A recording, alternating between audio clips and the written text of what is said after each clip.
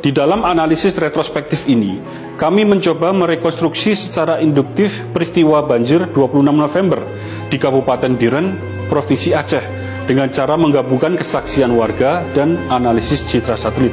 Secara spesifik, kami menggunakan mesin learning atau AI untuk mengkomputasi klasifikasi tutupan lahan pada citra satelit Sentinel-2 untuk Biren yang direkam sebelum dan sesudah banjir. Dan berikut kami paparkan hasilnya. Dari pemberitaan telah dikabarkan ada 28 jembatan di Biren yang putus total, 2.000 unit rumah yang hilang dan rusak berat, serta 3.000 rumah lainnya rusak ringan dan terendam lumpur. Dapat kita bayangkan betapa dahsyatnya banjir yang melanda Biren. Berikut adalah visualisasi dampak banjir di sana yang kami peroleh dengan cara mengklasifikasikan tutupan lahan pada citra satelit Biren setelah banjir.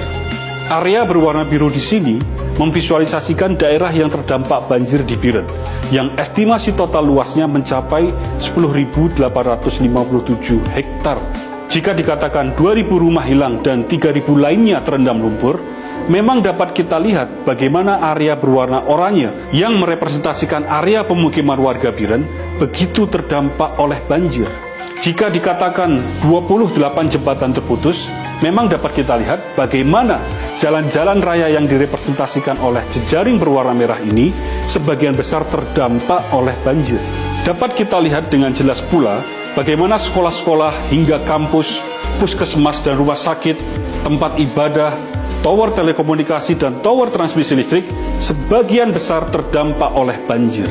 Dari kesaksian Pak Hamli, seorang warga desa Kapa, banjir bandang datang dari dua arah, dari barat, dari arah Pantelong, dan dari timur. Warga berlarian tidak sempat menyelamatkan apa-apa. Ketinggian air mencapai 1 meter. Dalam hitungan menit, air terus meninggi hingga 3 meter. Semua habis tinggal badan. Demikian kata Pak Hamli. Jika kita visualisasikan, kira-kira demikian yang terjadi. Air sungai di selatan desa Pantelong meluap dengan cepat, menjadi banjir, menyapu rumah-rumah di Pantelong, dan terus mengalir ke arah utara hingga desa Kapa. Di saat yang bersamaan, air sungai di timur Kapa juga meluap, menyebabkan banjir bandang dari sisi timur. Desa Kapa, sebagaimana kesaksian dari Pak Hamli, disapu banjir bandang dari dua arah. Jika kita telusuri jalur sungai tersebut, terus menuju ke selatan, ke daerah hulu yang lebih tinggi, kita dapati jalur sungai tersebut ternyata merupakan pertemuan dari sekitar 4 jalur sungai yang ada di atas. Yang keempatnya adalah bagian dari daerah aliran sungai atau das Peusangan. Maka kemungkinan besar banjir yang terjadi di hilir adalah akumulasi debit air dari beberapa sungai di hulu das Peusangan.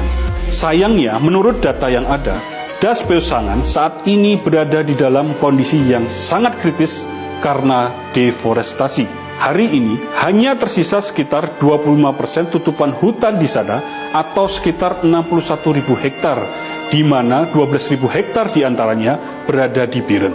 Lebih jauh lagi, berdasarkan komputasi machine learning yang kami lakukan untuk mengklasifikasikan tutupan lahan di bagian hulu Biren, kami menemukan bahwa sebagian besar area das Peusangan yang berada di bagian hulu Biren adalah lahan sawit, yang estimasi luasnya mencapai 2.768 hektar. Deforestasi dan lahan sawit menyebabkan hilangnya tutupan hutan. Dan sudah terlalu banyak penjelasan saintifik yang menerangkan mengapa hilangnya tutupan hutan, yang terutama jika terjadi di daerah hulu, akan menyebabkan rusaknya fungsi ekologis daerah hulu sebagai pengatur lalu lintas air, yang pada akhirnya akan menyebabkan banjir di daerah hilir. Dalam kondisi seperti ini, hujan lebat dapat membawa bencana kapan saja. Dan ternyata, jika kita amati peta cuaca ini, curah hujan di Biren dan sekitarnya memang relatif lebih tinggi pada 26 dan 27 November dibanding dengan hari-hari sebelumnya. Fakta bahwa tidak berfungsinya secara optimal das Peusangan dan daerah hulu Biren karena minimnya tutupan hutan akibat dari deforestasi, ditambah pengamatan curah hujan yang tinggi, memperkuat rasionalisasi terhadap dugaan bahwa kerusakan ekologis di hulu Birenlah yang menyebabkan banjir bandang pada akhir November lalu.